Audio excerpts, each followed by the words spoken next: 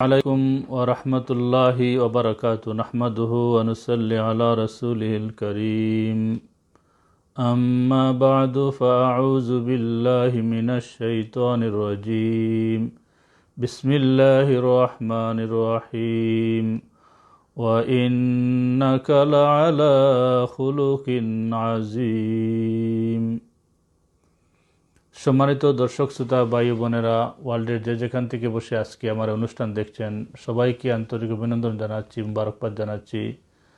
আশা করি মহান রব্বুল আলামিন আপনাদের সবাইকে আমাদেরকে ভালো রেখেছেন, শান্তিতে রেখেছেন, সুখে রেখেছেন। সম্মানিত সুধী, ব্রিটিশ বাংলা অনলাইন টিভি কর্তৃক আয়োজিত আজকে এই অনুষ্ঠানে আমরা পেয়ারা নবী মুহাম্মদুর রাসূলুল্লাহ সাল্লাল্লাহু আলাইহি ওয়াসাল্লামের মক্কা জীবন আলোচনা করছিলাম। আমরা লাস্ট ফ্রাইডে পার্ট 1 করেছিলাম, আজকে আমরা পার্ট 2 করতে যাচ্ছি।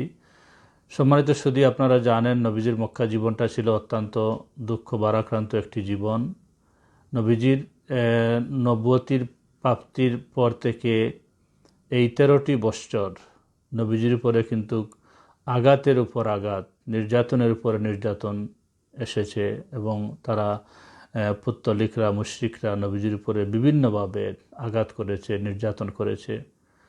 আমার পেয়ারা নবী মুহাম্মদুর রাসূলুল্লাহ সাল্লাল্লাহু আলাইহি ওয়াসাল্লাম অত্যন্ত সহিষ্ণুতার পরিচয় দিয়েছেন, ধৈর্যের পরিচয় দিয়েছেন, ধৈর্য ধারণ করেছেন।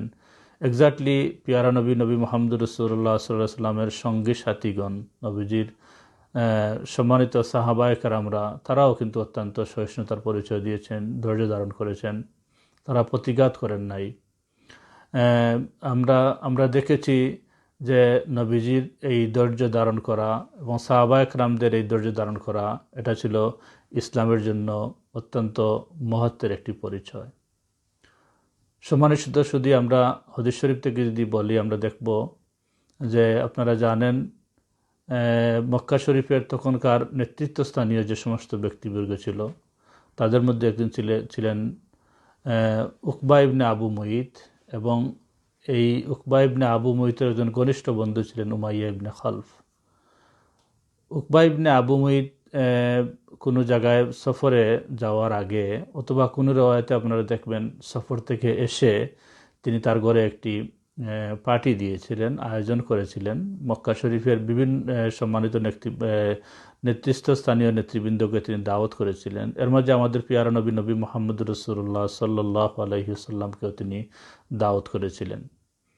এবং নবী যখন দাওয়াতে গেলেন, নবীজির সম্মুখে খাদ্য রাখা হলো, তখন নবীজি কিন্তু উকবা ইবনে আবু মুইতকে ডেকে বললেন যে, দেখো, তুমি যদি আজকে এক আল্লাহর কথা স্বীকার না করো এবং আমাকে শেষ নবাজান নবী মুহাম্মদ সাল্লাল্লাহু আলাইহি ওয়াসাল্লাম হিসেবে স্বীকার না করো, তাহলে আমি তোমার ঘরে খাদ্য খাবো না।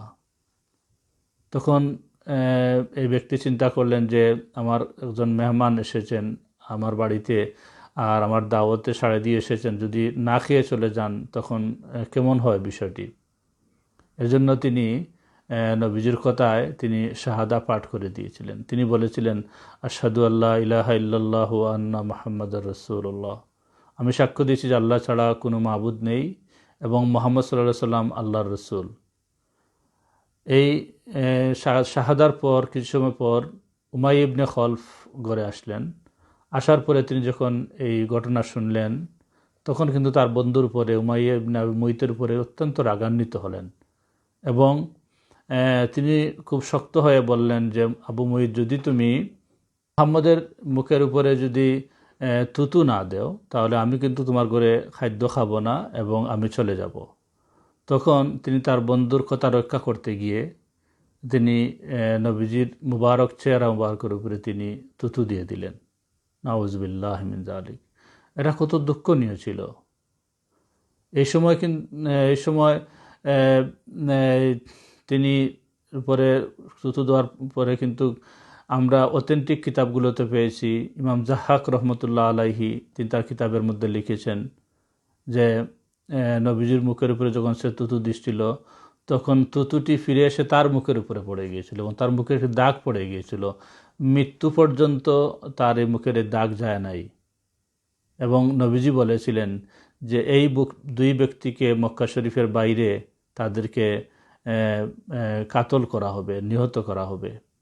আমরা শেষ পর্যন্ত যে বদরের যুদ্ধে উমাইয়া ইবনে খলফরে সাহাবা একরামরা তাকে নিহত করলেন, এবং উহুদের যুদ্ধে উকবা ইবনে আবু মুইত নিহত হলো। নবীজির কথা অক্ষরে অক্ষরে ফলে গিয়েছিল।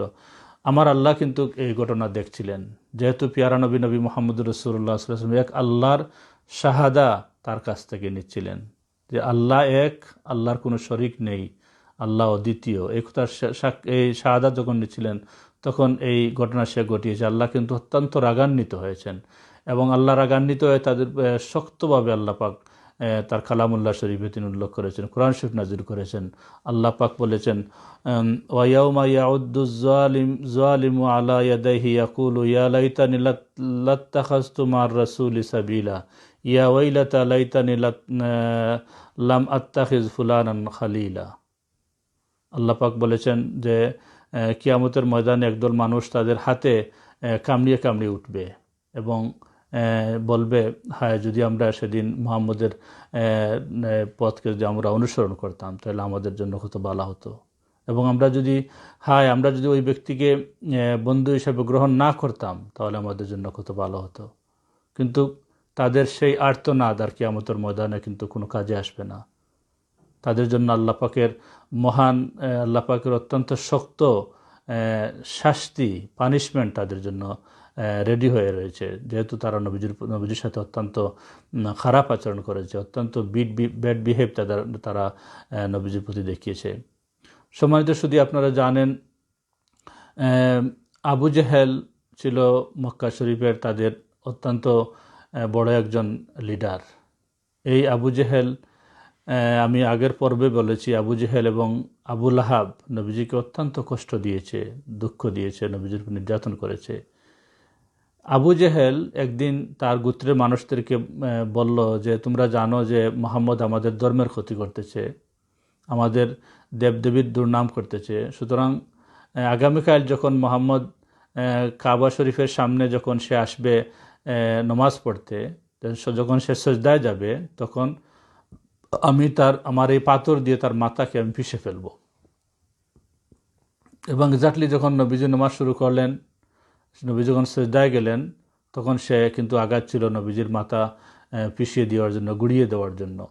এবং সে যখন একবারে নিকট হয়ে গিয়েছিল, তখন সে কাঁপতে শুরু করলো, এবং সে কাঁপতে কাঁপতে তার হাত থেকে পাথর পড়ে গিয়েছে, এবং সে কমপ্লিটলি নীল হয়ে গিয়েছিল, এবং সে আর টিকে থাকতে পারে নাই। সে ফিরে আসলো, সে কিন্তু নবীজিকে আঘাত করতে পারে নাই। এবং তার গোত্রের মানুষ তাকে জিজ্ঞেস করলেন যে, এ আবুল হাকম, তোমার এই অবস্থা কেন হয়েছে? তখন সে বলল যে, দেখো, আমি যখন মাহমুদকে মারতে চেয়েছিলাম, আমি দেখলাম যে একটি দাতলা বড় উট অগ্নিশর্মা হয়ে আমার দিকে সে আসতেছে, এবং আমি যদি আরও একটু আগাইতাম সে আমাকে ধরে ফেলতো। আমি আমার জীবনে এত বড় উট আমি দেখি নাই, এবং আমাকে সে খেয়ে ফেলতো, এবং আমি ডরে বয়ে আর আমি আগাতে পারি নাই, আমি চলে এসেছি। এবং শেষ পর্যন্ত এই সাহাবায়ে কেরামরা নবীজিকে ঘটনা জিজ্ঞেস করলেন। নবীজি বললেন, দেখো, যখন সে আমাকে আঘাত করতে যাচ্ছিল, তখন জিবরিল আমিন এসেছিলেন উটের সুরত ধরে। জাতি হিসাবে তারা থেকে গেল, এবং যে সমস্ত মক্কার লোকেরা পিয়ারা নবী মুহাম্মদুর রাসূলুল্লাহ সাল্লাল্লাহু আলাইহি সাল্লামের হাতে হাত ধরে মুসলমান হয়ে গেলেন, তাদের কিন্তু মর্যাদা, সম্মান বেড়ে গেল। তাদের সম্পর্কে আল্লাহ পাক ঘোষণা করলেন, রাদিয়াল্লাহু আনহুম ওয়া রাদু আন। তাদের উপরে আল্লাহ সন্তুষ্ট এবং তারাও আল্লাহর উপরে সন্তুষ্ট। সুতরাং তারা একদল সোনার মানুষে পরিণত হয়ে গেলেন। যতদিন পর্যন্ত পৃথিবী বেঁচে থাকবে, ততদিন পর্যন্ত নবীজির সাহাবায়ে কেরামদের ইজ্জত সম্মান থাকবে। এই সাহাবায়ে কেরাম নবীজির সাথে অত্যন্ত কষ্ট করেছেন, অত্যন্ত ধৈর্য ধারণ করেছেন। এই মুশরিকরা, পুত্তলিকরা নবীজিকে অত্যন্ত কষ্ট দিয়েছে। এবং আপনারা জানেন যে নবীজির উপরে তারা কিন্তু অত্যন্ত দুর্নাম তারা রটনা করলো। তারা বদনাম, নবীজির বিভিন্ন বিষয় নিয়ে নবীজির উপরে দুর্নাম, বদনাম তারা রটনা করলো। এবং এটা অত্যন্ত দুঃখনীয় ছিল যে নবীজির সামনে এসে তারা নবীর দুর্নাম করতো, নবীজির পশ্চাৎ দুর্নাম করত। যখন এই দুর্নামের মাত্রাটা বৃদ্ধি পেয়ে গিয়েছিল, তারা বিভিন্নভাবে নবীজিকে হেয় প্রতিপন্ন করতে চাচ্ছিল। তখন কিন্তু মহান নবীজিকে হেয় প্রতিপন্ন করতে চাচ্ছিল। তখন কিন্তু মহান রব্বুল আলামিন কমপ্লিট একটি সূরা তাদের বিরুদ্ধে আল্লাপাক নাজিল করে দিলেন। আল্লাপাক বললেন, ওয়াইলুল্লি কুল্লি হুমাজাতিল লুমাজা আল্লাজি জামা মালাউ ওয়া আদ্দাদা ইয়াহসাবু আন্না মালাহু আখলাদা কাল্লা লায়ুমবাজান্না ফিল হুতামা ওমা আদরাকা মাল হুতামা নারুল্লাহিল মুকাদা আল্লাতী তাত্তালিউ আলাল আফইদা ইন্নাহা আলাইহিম মুসাদা ফি আমাদিম মুমাদ্দাদা। আল্লাহ পাক বললেন, তাদের জন্য অত্যন্ত দুর্ভোগ রয়েছে, অত্যন্ত কঠিন শাস্তি রয়েছে, যারা হুমাজাতিল লুমাজা, আপনার সম্মুখে এবং পিছনে তারা আপনার দুর্নাম রটায়, দুর্নাম করে। তাদের জন্য কিন্তু অত্যন্ত শক্ত পানিশমেন্ট আমার পক্ষ থেকে রেডি করে রাখা হয়েছে। এবং আল্লাহ পাক বললেন, আল্লাজি জামা মালাউ ওয়া আদ্দাদা, যারা অর্থ সঞ্চয় করে এবং এটাকে বারবার গণনা করে। এবং আল্লাহ পাক বললেন, আন্না মালাহু আখলাদা, তারা মনে করেছে তাদের এই সম্পদ তাদেরকে চিরস্থায়ী করে ফেলবে। আসলে তাদের এই সম্পদ তাদেরকে চিরস্থায়ী করে রাখতে পারবে না। দুনিয়ার প্রতি মোহ, দুনিয়ার মায়া, টাকা পয়সার অহংকার, বড়াই, এই সমস্ত তাদেরকে চিরস্থায়ী করে রাখতে পারবে না। তাদের ধ্বংস অনিবার্য, তারা ধ্বংস হয়ে যাবে। এবং আল্লাহ পাক বললেন, কাল্লা লায়ুমবাজান্না ফিল হুতামা, অচিরেই তারা নিক্ষিপ্ত হবে হুতামাতে। এবং আল্লাহ পাক বলেন, ওমা আদরাকা মাল হুতামা, হে আমার হবিব, আপনি কি জানেন হুতামা কি? এবং আল্লাহ পাক নিজে জবাব দিচ্ছেন। আল্লাহ বলছেন, নারুল্লাহিল মুকাদা, আল্লাহ কর্তৃক প্রজ্বলিত একটি আগুন। সে আগুনে তারা অচিরে নিক্ষিপ্ত হবে। যারা আপনার সম্পর্কে দুর্নাম রটাচ্ছে, বদনাম করছে, আপনাকে অপমান করছে, তারা অচিরেই এই হুতামা নামক অগ্নিকুণ্ডে তারা নিক্ষিপ্ত হবে। এবং আল্লাতি নারুল্লাহ ইল মুকাদা আল্লাতি তাত্তালিউ আলাল আফইদা, তাদের হৃদয়কে গ্রাস করে ফেলবে।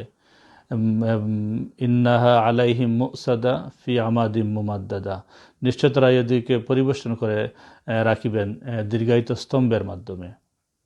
সুতরাং আল্লাহ পাক কমপ্লিট একটি সূরা তাদের উপরে নাজিল করে দিলেন, যারা আমার পিয়ারা নবী মুহাম্মদুর রাসূলুল্লাহ সাল্লাল্লাহু আলাইহি ওয়াসাল্লাম সম্পর্কে কুৎসা রটায়, দুর্নাম করে। এবং শেষ পর্যন্ত এত কিছু শোনার পরে আল্লাহর পক্ষ থেকে এত পানিশমেন্ট, শাস্তি সংবাদ পাওয়ার পরেও কিন্তু তারা হেদায়েত লাভ করে নাই। তারা নবীজির সাথে দুশমনী তারা অব্যাহত রেখেছে। এবং আমাদের পিয়ারা নবী মুহাম্মদুর রাসূলুল্লাহ সাল্লাল্লাহু আলাইহি ওয়াসাল্লাম কিন্তু তাদের এই নির্যাতনেরকে তোয়াক্কা না করে তিনি মহান রব্বুল আলামিনের দিন প্রতিষ্ঠার জন্য, এক আল্লাহর পরিচয় তুলে ধরার জন্য তিনি প্রাণপণ চেষ্টা করে, তার জানকে বাজি রেখে তিনি চেষ্টা করে গিয়েছেন। সম্মানিত শুধু ইনশাল্লাহ আমরা নেক্সট পর্বে আরও কিছু আমরা আলোচনা শুনবো, আমরা করব যে নবীজির মক্কা জীবন সম্পর্কে। নবীজির এই 13টি বৎসর মক্কা শরীফের এই নবুয়ত প্রাপ্তির পরে 13টি বৎসর যে কত বেদনাদায়ক ছিল, কত দুঃখনীয় ছিল। আমাদের নবীজি দুঃখ সহ্য করেছেন তার উম্মতের জন্য, এরপরেও তিনি কিন্তু পিছপা হন নাই। এবং আল্লাহর আওয়াজকে, আল্লাহর এই কালামকে বুলন্দ করার জন্য তিনি কিন্তু সর্বাত্মক প্রচেষ্টা করে গেছেন। সম্মানিত শুধু ইনশাল্লাহ আবারও কোনো অনুষ্ঠানে দেখা হওয়ার আশা ব্যক্ত করে শেষ করছি। সবাইকে আল্লাহ পাক ভালো রাখুন, সুখে শান্তি রাখুন। ওয়া আখির দাওয়ানা আলহামদুলিল্লাহি রাব্বিল আলামিন। আসসালামু আলাইকুম ওয়া রাহমাতুল্লাহি ওয়া বারাকাতুহু।